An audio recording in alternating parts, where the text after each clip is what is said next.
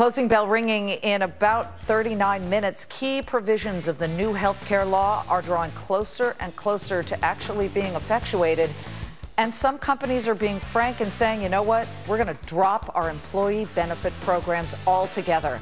Jessica Bibliowicz runs the 9th largest insurance brokerage in the world. She's coming up in a Fox Business exclusive to tell you what you can do to prepare for this and how she's preparing for it. It could rock the entire industry. Closing bell ringing in 27 minutes. If you're one of the 156 million people who get your health care coverage through your employer, through your job, then listen up. My next guest says new regulations may make it so expensive to cover you that many companies might drop health care programs altogether. Jessica Bibliowicz runs a company that gets paid to figure out and offer employee benefit planning and help companies figure out and navigate through the difficulties and the complications of that. She's up next in a Fox Business exclusive to tell us what needs to change and how to keep you covered. Doctor, my eyes, tell me what is wrong. Was I unwise to leave them open for so long? Key provisions of the health care law are set to kick in by 2014, and companies are going to have to start making big changes and big choices or be forced to pay up to cover their employees. My next guest says more government regulations will just add to the problems weighing on the health care system and the Americans that it serves. Joining us now in a Fox Business exclusive, Jessica Bibliowicz, the chairman and CEO and president of NFP, which is the 9th largest insurance broker in the world. And you really, let's just explain to people, insurance broker, they don't know what that means. You help companies that ensure their employees how to navigate all the choices that are out there and figure out the best and most cost-effective plans, right? That's exactly right. And we're specializing in the small and mid-sized corporate market where I think they need the help the most. Well, they obviously do, especially now when you have the president's health care plan getting set to really kick in.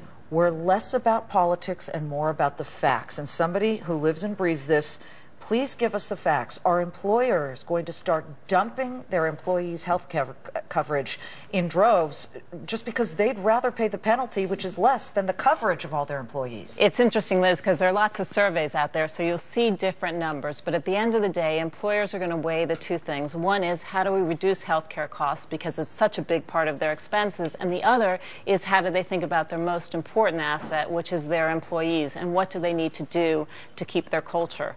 2014 and all the provisions are so uncertain for them that for today, what NFP is doing is really helping them think about what products and services do they need. How do they think about lowering overall health care costs for their employees, like wellness programs and managed care programs, so that they can really be there. We are really in the middle to help them understand what the provisions are today and what they could be. Are you seeing, a lot of uncertainty. Are you seeing any evidence of employers, companies, big, medium, small, saying, you know what, Jessica, we're not going to be using you guys anymore because we're going to take the penalty rather than insure our employees? There's certainly discussion about that, and companies are going to make economic decisions. And if the penalty is less than what it costs them to actually pay for the health care, you're going to see some shifts. You're also potentially going to see some shifts within companies, whether they could be providing health care for the higher paid employees but not doing as much for the lower paid so that they actually get the supplements outside. Well, McKinsey is a very respectable consulting firm. They came out with some number, 78 million people might lose employer benefits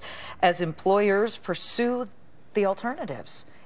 Do you really think that's going to happen? I think it's possible that we will have less employed by corporations than we do today. And I think what we all have to do is figure out the right balance. What is the best place? Where should people be getting employed? And that's why I think the role of the broker right now is just so important in this, so that we can help employers understand their options, think about high deductible plans, think about wellness programs. How can they do enough within the company to provide security to their employees, to take their minds off of health care so that they can be as productive in the workplace as possible? Well, companies like yours obviously get a commission to help companies do this. It's what you do. You get paid for that. Our business, yeah. Meantime, NPR does a report that says that you guys may become less relevant. Do you agree with that? I think that's one of the critical parts of the healthcare reform, is that it doesn't always show the appreciation for the broker in the process. And we think it's much more about consultative selling. It's not just about showing what's out there. It is really helping companies come up with a strategy for health care and for the retention of their employees. And it's a much bigger role than I think people ordinarily would think of the broker as being. What happens if I'm an employee and my employer says, sorry, Liz, I'm actually going to take the penalty. I've decided this because it's going to cost too much to cover you and all your friends at this company. What options will employees have? And I know the laws are still being worked out at this point. It's really, and that's really not until 2014. But in theory, brokers or somebody would actually help individual employees find the health care, and potentially from the same health care insurers that are out there now. They would just have to change their business model, not just to be doing group health care, but to also be able to do individual. And there'll be things like exchanges and others. That all remains to be seen, but I think one of the critical elements of this is what will it cost the nation, and what will taxes be, what will those penalties look like as we get closer to 2014. So for now, I think uncertainty breeds a lot of focus and attention on the part of every company, particularly smaller companies where every employee is so critical. They've also come down in terms of numbers of employees, so productivity matters. So right now, I think it's brought a tremendous amount of attention within companies to think about what can they do to bring those costs down, to provide that comfort for their employees, and to provide other services that they might need so that they're thinking about their jobs and not about health care. I'm a doctor's daughter, so I always think about it from a doctor's perspective. And you sit on the board of the Weill Cornell Medical Center, so you deal with doctors a lot. I'm worried that doctors will look at all of this and say, I'm not even going to deal with government insurance. I'm just going to be that sort of concierge service.